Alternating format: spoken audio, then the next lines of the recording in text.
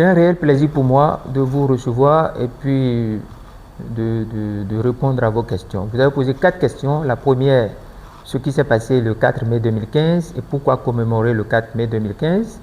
La deuxième, vous avez posé une question sur une réaction du gouvernement, du porte-parole du gouvernement, et par rapport à l'existence, à leur connaissance de l'existence d'une officine ou des officines qui auraient projeté de perturber le Bénin en 2025. Et la troisième question, vous m'avez demandé que vous avez lu sur les réseaux sociaux un certain Badirou Aguemon qui aurait parlé de moi des termes vraiment déplorables. Je vais essayer de vous situer dans le contexte du 4 mai. Le 4 mai, c'est une réaction que j'ai eue et que j'ai eu le soutien des populations, une réaction normale, recommandée contre l'arbitraire et la violence en politique. C'est une réaction que j'ai assumée parce qu'il n'est pas bon que la solution pour un problème politique soit l'instrumentalisation de la puissance publique, de la force publique à des fins partisanes, personnelles et privées. De quoi il s'agit? Nous étions en élection, en campagne électorale, et puis il y a eu des échanges de mots, des mots déplaisants venant de quelqu'un que vous connaissez, qui m'a traité des insanités, des salissures. Je vais vous dire, nous sommes en politique. Les salissures, les injures, dans votre deuxième, troisième question, je vais vous répondre, font partie du discours politique. Parce que la politique a une dimension essentielle que personne ne peut refuser, et c'est la lutte. La lutte à l'intérieur d'une nation, la lutte entre des adversaires politiques, à l'extérieur d'une nation, la lutte entre des ennemis. Mais dans le cadre d'une nation, nous sommes des adversaires, nous ne sommes pas des ennemis. Donc, le régime de 2000, le pouvoir, j'allais dire, de 2015, qui était le concentré de changement en refondation, était dans une mauvaise passe, vous le savez. Et puis, j'étais un acteur majeur. Je symbolisais la lutte contre ce pouvoir. Et lors des campagnes législatives, alors que le chef de l'État, le président de la République d'alors, n'était pas candidat, il s'est transformé en directeur de campagne sur le terrain et a eu des propos que je me garde de répéter. Et puis, en politique, c'est normal. Lorsqu'on vous lance des propos de salissures, des choses qui ne plaisent pas, vous n'avez pas à pleurnicher, vous avez à répondre, à donner à la proportionnelle, ou comme vous le voulez. Les campagnes sont terminées, les élections ont eu lieu, et pourquoi il y avait eu ces choses-là venant d'une grande personnalité de l'époque comme ça, qui n'était pas dans son rôle, ce n'était pas son rôle officiel. Et pourquoi? Parce que le discours qu'il proposait, l'offre politique qu'il proposait aux populations ne marchait pas. Leur campagne déclinait, ça prenait de l'eau partout. Et j'avais le meilleur discours, j'avais quand même, je domptais la situation. J'étais l'icône, le symbole d'une action contre ce pouvoir. Et là, on a proclamé les résultats le 2. Ça devait être un samedi. Le samedi 2. Et puis le dimanche 3, nous, on a mis en branle rapidement la stratégie pour contrôler le Parlement. Et c'est là que j'ai eu des fuites, que je ferai l'objet d'une représailles. Pour moi, c'était impensable. C'est comme ça que le lundi au matin, très tôt, il y a eu cet événement malheureux où des forces de l'ordre, des agents de la présidence venant directement sous les ordres personnels du président Yahi Boni, puisque c'est de lui qu'il s'agit, avaient reçu mission de venir m'enlever mort ou vivant, de m'amener mort ou vivant. C'était la consigne. J'ai dû faire face, comme je vous l'ai dit, j'ai dû faire face. Parce que, comme l'enseigne un leader international, le président Poutine, il faut savoir, à des moments donnés, se rendre invisible dans un lieu, dans une salle, ou à des moments donnés, quand les circonstances l'exigent. En tout cas, moi, je me suis rendu invisible. Pourquoi? Parce que, premièrement, c'était un acte barbare, sauvage, un recours injustifié de la violence, de la barbarie, du non-droit, l'instrumentalisation de la puissance publique contre un adversaire politique pour régler des comptes. C'était pour ça. Ce n'était pas parce que je fuyais une convocation. Non, pas du tout. Je suis un responsable, je suis un homme crédible, digne, intègre et qui tient beaucoup à la régularité, à l'observation des principes. Une convocation, si elle m'est adressée dans les règles, je vais prendre ça et je vais répondre. Mais ce qui s'est passé, c'était indescriptible. C'était un acte crapuleux, une tentative d'assassinat pur et simple. Alors, une fois que je vous ai dit ça, je vais vous dire quelque chose parce que j'ai écouté et j'ai lu aussi sur les réseaux sociaux ce matin quand j'étais avec un groupe de jeunes et puis certaines personnes pour commémorer ce jour-ci, où on disait voilà la convocation qui a embrasé Cotonou. Non, il n'y avait pas de convocation. Pas du tout. Les gens s'étaient présentés main nue.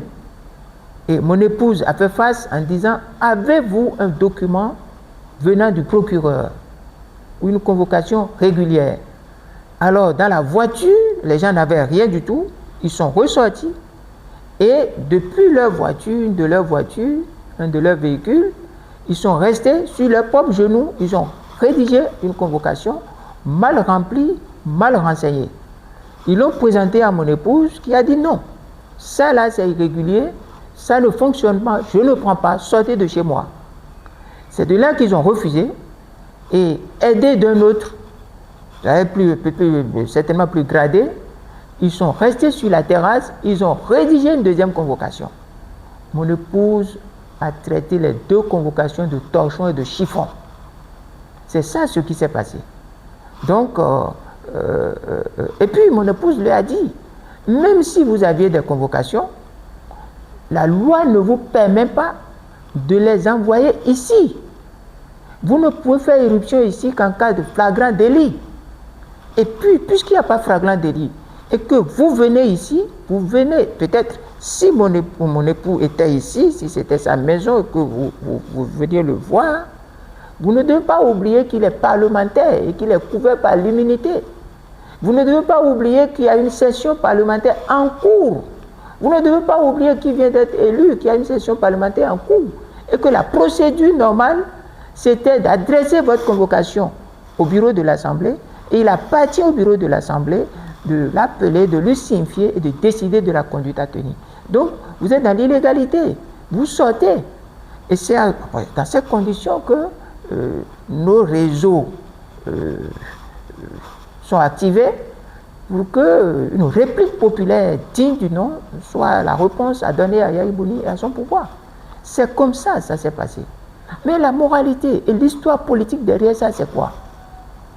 C'est que si le 4 mai n'était pas possible, si le 4 mai je n'avais pas mis en déroute, grâce à la population, grâce à la jeunesse de Zogbo, la jeunesse de Cotonou et de tout le Bénin, si on n'avait pas mis en déroute ces messieurs le 4 mai, le 19 mai ne serait pas possible. Le 18-19 mai, ce ne serait pas possible.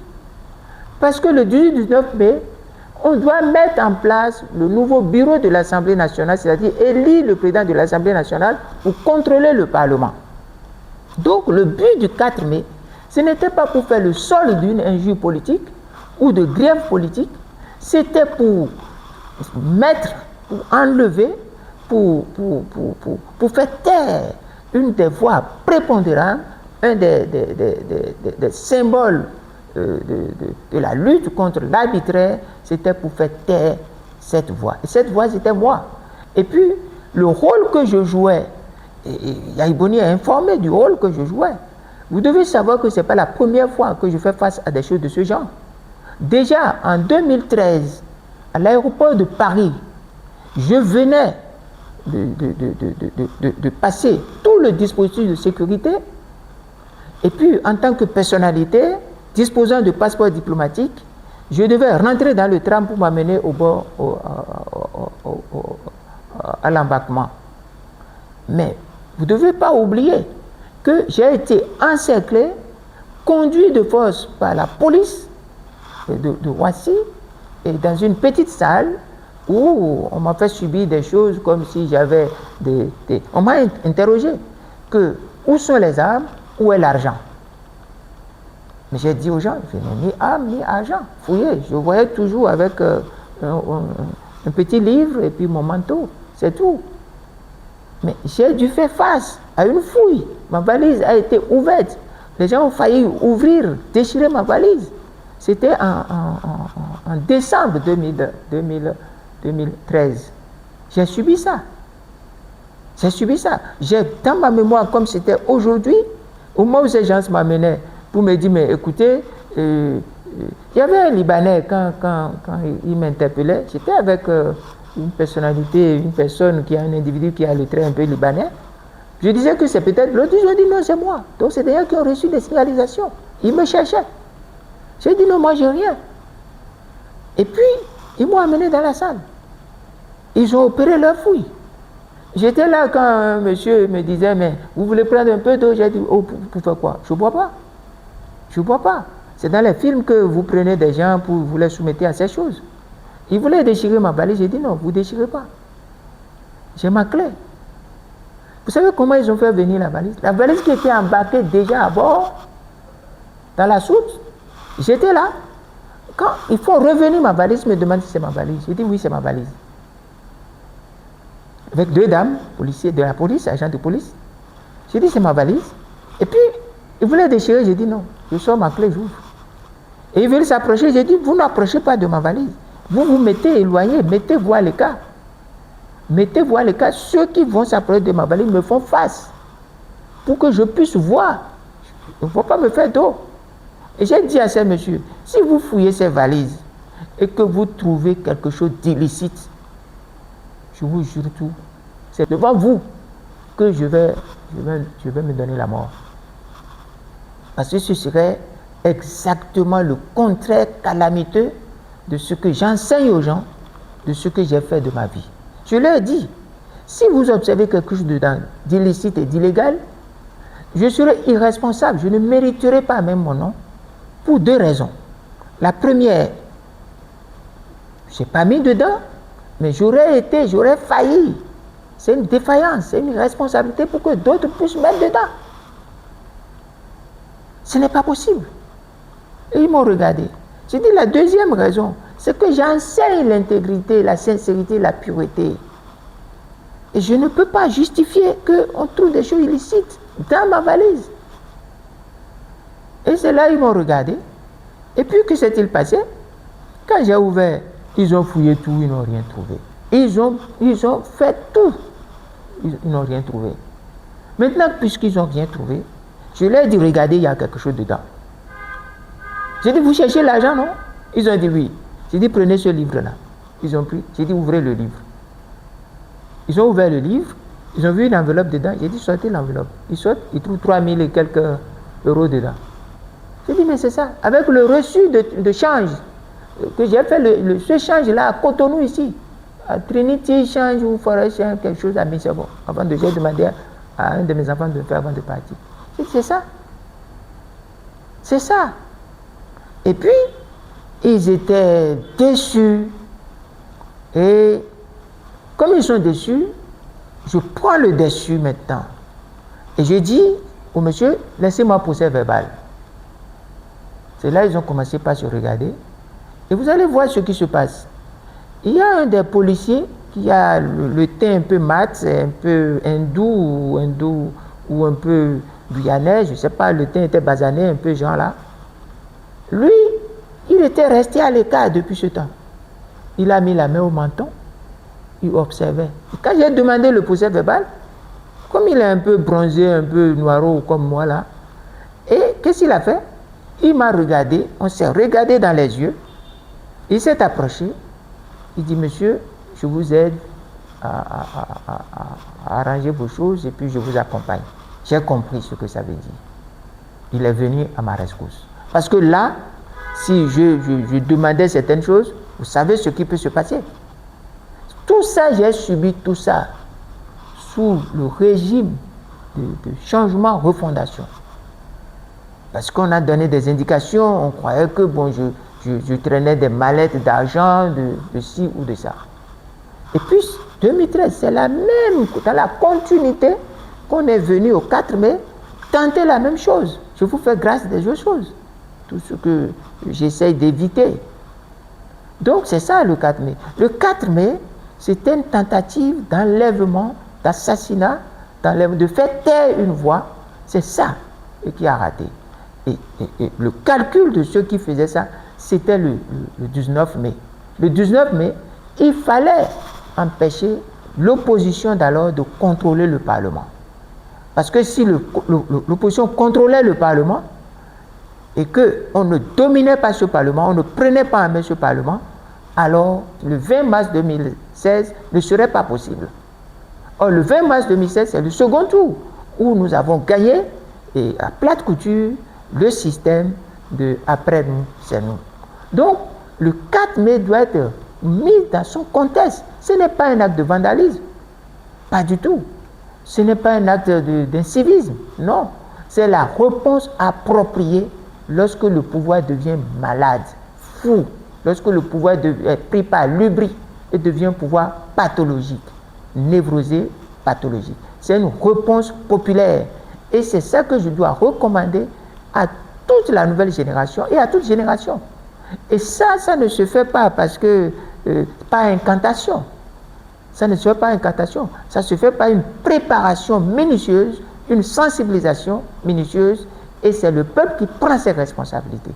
Donc le 4 mai, un acte patriotique, un acte démocratique, un acte civique et citoyen, un acte responsable, un acte militant qu'il faut enseigner à la nouvelle génération. Cet enseignement doit prendre en compte comment on se prépare pour rendre possible la mise en déroute d'un pouvoir pervers, malade et fou, et comment on anticipe sur des situations qui puissent être dangereuses pour soi, pour la communauté. Donc voilà pour le 4 mai, c'est un acte patriotique. Et si, je répète encore une fois, si on n'avait pas mis en déroute le changement de refondation, si on n'avait pas fait échec au système Yahi, le 4 mai, le 19 mai, Maître Ngbedji ne serait pas président de l'Assemblée nationale. Je profite pour vous dire, je n'agis pas en politique parce que je veux des postes ou je veux des privilèges. Non, pas du tout.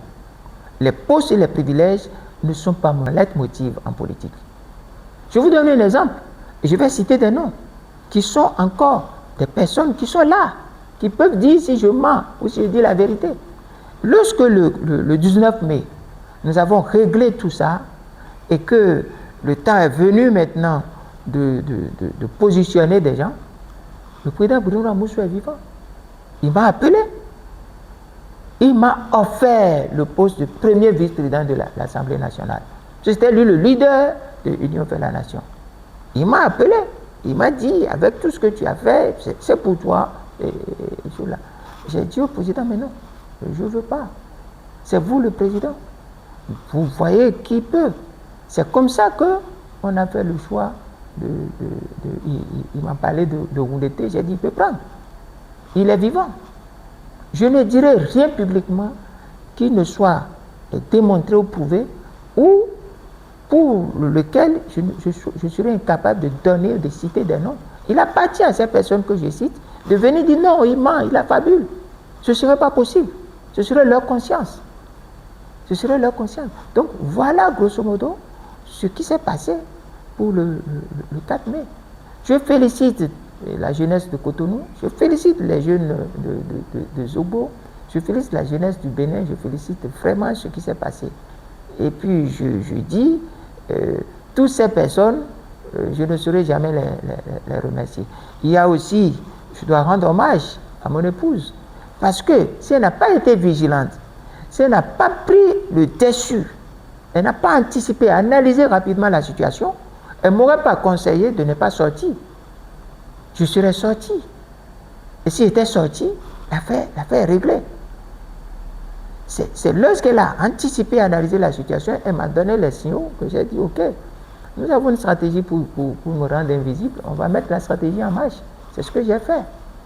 Donc, j'expliquerai d'autres détails si vous me posez des questions ou au fur et à mesure que nous allons continuer ce débat. Donc, voilà, retenez grosso modo que Si je n'avais pas mis en déroute Yahi Boni et son schéma le 4 mai, le 18-19 mai ne serait pas possible. Maître Adrien Oumbeji ne serait pas président de l'Assemblée nationale. Ce ne serait pas possible. Et si il n'est pas président de l'Assemblée nationale et que le changement de fondation contrôlait encore le Parlement, en plus de contrôler ces choses-là, le pouvoir en 2016, et le 20 mars 2016, ne serait pas possible. Et voilà. Donc voilà ce que je peux dire sur votre première question. Votre deuxième question, qui me demande quel est le statut du discours en politique. Je vais vous dire quelque chose. Le statut du discours politique, il ne faut pas se méprendre là-dessus. Le discours politique n'est pas une causerie d'école maternelle. Ce n'est pas une causerie entre copains d'école maternelle. C'est un discours d'adversité. C'est un discours d'adversité. Et tous ceux qui ont la chance de faire un peu de sociologie, du discours, du langage et de la naissance des cultures et des civilisations, on doit vous enseigner ceci. Le premier qui, au lieu de lancer une pierre, au lieu de lancer un bâton, au lieu de prendre un objet pour répondre à une adversité, le premier qui a porté l'injure est celui qui a amené la civilisation, nous enseigne-t-on. La capacité de remplacer la pierre, le coup de poing par l'injure, montre un progrès dans l'humanisation de l'homme. Et le discours politique est un moyen, c'est une arme. Le discours est une arme. Et les injures, le vocabulaire, les mots sont comme des balles, des cartouches qu'on essaye d'utiliser. Tous ceux qui ont fait des cours qui ont enseigné le discours ou qui ont reçu de bons cours sur le discours politique doivent savoir qu'à un moment donné, on conseille même l'insulte en politique. Donc, cessez de faire de l'enfantillage, vous jeunes, vous qui êtes dans la politique, cessez de féminiser, d'infantiliser le discours politique. C'est un discours viril. Il y a même des traités, il y a des dictionnaires sur l'injure, il y a des mémentos sur les gros mots. Tout ça là fait partie de la politique. Les invectives font partie du discours politique. Même, je vais vous dire, la calomnie, les diffamations, les salissures font partie du discours politique. Les non-dits, tout ça là, les gestuels qui provoquent, qui déstabilisent, tout ça là fait partie du jeu politique. La politique, ce n'est pas un jeu d'enfant, ce n'est pas un dîner de gala. La limite qui est enseignée, c'est le mensonge, l'absence de preuves. L'homme politique, quelles que soient les circonstances, ne doit pas mentir. Il ne doit rien envoyer sans qu'il y ait des preuves. L'homme politique doit être un homme de démonstration. C'est tout. C'est la limite à ne jamais franchir. À partir du moment où vous restez dans les frontières des preuves, de frontières de ce qui n'est pas mensonge, mais le reste, ça fait partie de la politique. On ne pleurniche pas. Lorsque en politique, vous avez reçu une petite dose d'injure, vous ne pleurez pas. Vous ne pleurnichez pas. À force de vouloir prendre le discours politique comme pour ce qui n'est pas, alors vous n'avez pas votre place en politique. Vous n'en avez pas. Vous savez combien de fois Joe Biden a injurié Donald Trump? Combien de fois Kamala Harris a injurié Donald Trump? Vous savez combien de fois Donald Trump a joué Joe Biden en parlant même de Joe le dormeur, tout ça? Vous savez combien de fois dans les grandes démocraties et autres là, les injures et autres là, je ne vais pas citer. Et dans les débats de deuxième tour, débats politiques et autres là, combien de fois on utilise des mots pour déstabiliser? Même parfois, quand vous faites des cours de rhétorique, on vous dit, si parfois vous êtes déstabilisé dans le discours, injuriez l'autre. Injuriez-le pour le déstabiliser. Alors, qu'on cesse de parler d'injure, de ci ou de ça. Alors, et puis, qu'est-ce que les gens appellent l'injure? Moi, dans aucun de mes discours, je n'injurie. J'emploie du vocabulaire. Lorsque les gens ont des déficiences en lexique et en vocabulaire, ils peuvent confondre les choses. Quelqu'un fait de la dictature, vous dites qu'il est dictateur, on dit vous l'injuriez. Quelqu'un fait du mensonge, vous dites qu'il est menteur, on dit non. Vous n'allez pas dire qu'il est menteur, vous allez dire qu'il fait économie de vérité. En disant qu'il fait économie de vérité, vous encouragez le mensonge. Il faut dire qu'il est menteur. En disant à un dictateur qu'il est autoritaire, parce qu'on fait de la dictature, vous dites qu'il est autoritaire, qu'il fait de la démocratie, vous encouragez la perversion de la démocratie. Et in fine, vous allez faire décourager les gens de la démocratie. Vous devez appeler les gens par leur nom. Vous devez poser le discours, pousser les gens dans leur dernier retranchement par rapport au discours. Et pour le faire, vous devez maîtriser le discours. Donc, voilà ce que je peux vous dire sur vos curiosités sur le statut du discours, jusqu'où le discours peut aller, jusqu'où le discours ne peut pas aller. Je vous dis concrètement et clairement, le discours peut aller partout, sauf le mensonge et l'absence de preuves. Sauf le mensonge et l'absence de preuves. Et vous ne devez jamais oublier ceci. Celui qui injurie prend des risques et doit savoir mesurer les risques. C'est pourquoi il doit nécessairement ne pas franchir les limites du mensonge. Il ne doit pas franchir les limites du mensonge. Et il doit être dans le style de démonstration de ce qu'il avance. En dehors de ça. Par exemple, quelqu'un vous dit, oui, voilà, quelqu'un, il a réalisé des choses, vous ne devez pas peindre tout en noir. Mais c'est encore grave. Chacun est libre de peindre avec la couleur que bon lui semble. Que bon lui semble. On ne peut pas féliciter quelqu'un pour ce qui est ordinaire, je l'ai dit. Pour ce qui est vous devez marcher. Vous marchez, on dit de vous applaudir que vous marchez. Vous êtes un handicapé, excusez-moi. Vous êtes un malade? Non. Donc voilà ce qu'il faut entendre par ce que je peux vous expliquer sur la question du discours. Votre troisième question, c'est par rapport à une déclaration du porte-parole du gouvernement.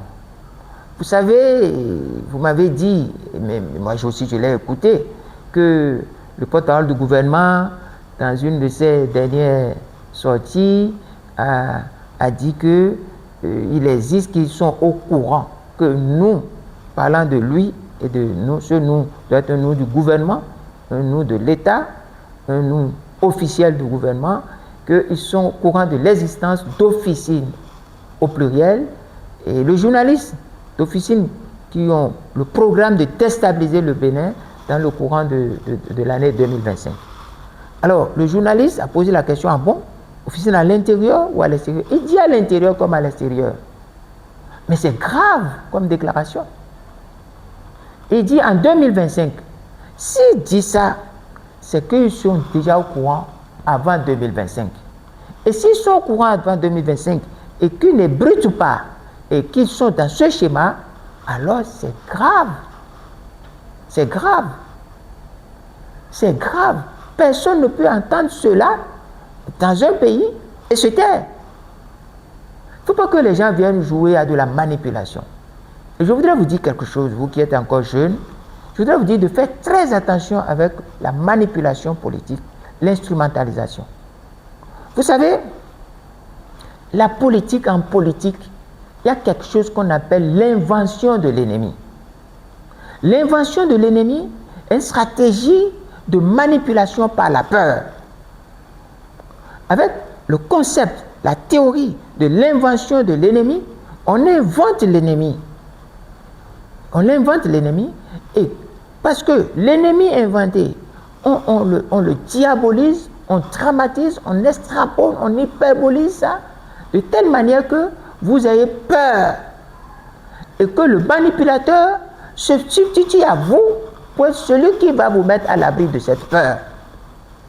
Je pense que nous devons décourager la manipulation de la peur.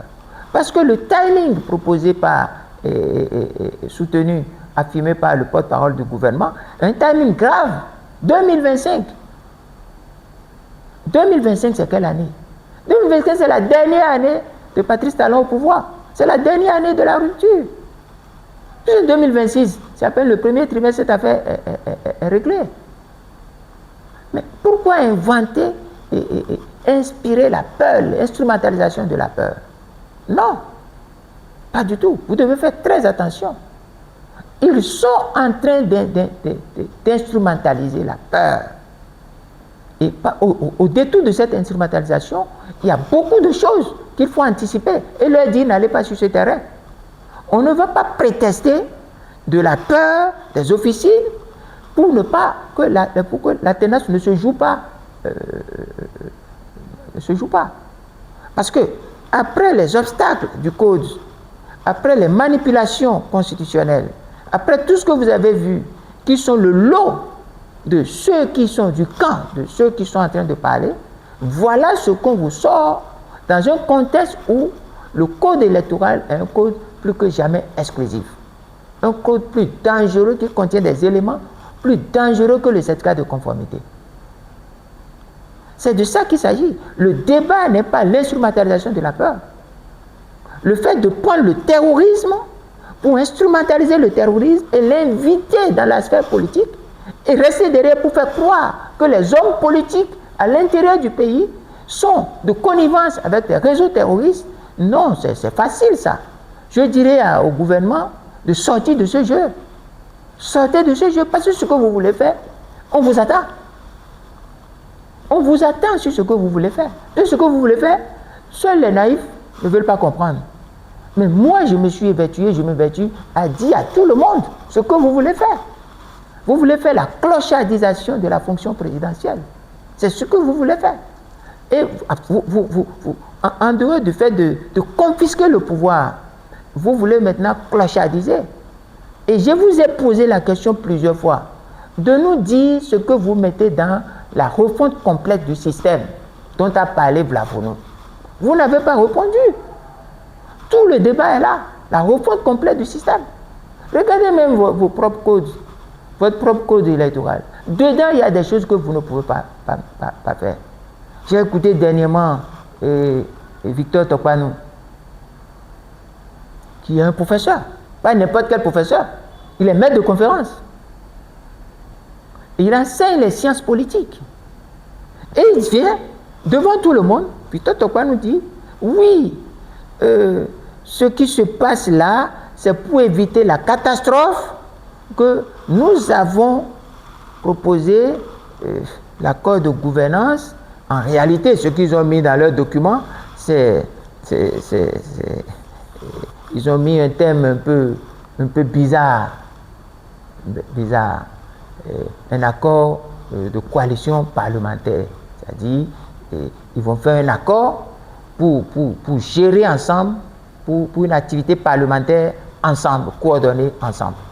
Et ce document doit se faire avant les élections et il y a une pièce qui doit être ajoutée au dossier de déclaration de candidature, donc au dossier électoral. Et ce document va être pris en compte pour qu'on répartisse les voix et qu'on attribue les sièges. Et on me dit que ce n'est pas une alliance électorale. Parce que avant, dans un autre article, l'article 40 de la même loi, il est dit que les alliances électorales ne sont pas admises, ne sont pas autorisées à déposer des listes. Alors, si les alliances électorales ne sont pas habilitées à déposer des listes, mais pourquoi vous dites qu'il y a une alliance, un accord de coalition qui doit être un document qui doit être déposé sur le dossier de candidature électorale? Alors, c'est des gens qui jouent, qui font de la filouterie sur les tests, parce qu'ils écrivent des tests qu'eux-mêmes ils n'arrivent pas à comprendre, et chaque jour, ils sont en train de réajuster. C'est ceux-là que j'appelle des tireurs de ceintures au bord des voies, comme les Bécanéens, qui tirent des ceintures en 8 et vous jouez au sort. Je les appelle des joueurs de casino électoral. Et moi, j'ai dit non, on ne peut pas transformer un système politique, on ne peut pas mettre un système politique, on ne peut pas mesurer un système politique par le système de casino électoral. Donc voilà un peu ce qui se passe. Prenez le code électoral. Et eux-mêmes disent, dans certaines déclarations, ce qui est ahurissant, ce qui est grave, ils disent, mais si les élections ne sont pas, personne n'arrive à avoir les 20%, alors on dira que le processus électoral n'est pas fructueux, les élections sont infructueuses et la Cour constitutionnelle va décider. Mais qui est la Cour constitutionnelle? Une Cour constitutionnelle dont les éléments, des institutions dont les éléments signent une déclaration, mettent leur nom sur un document qu'un autre, comme ça, va mieux, authentifie, alors qu'il n'a aucun pouvoir d'authentification. Donc,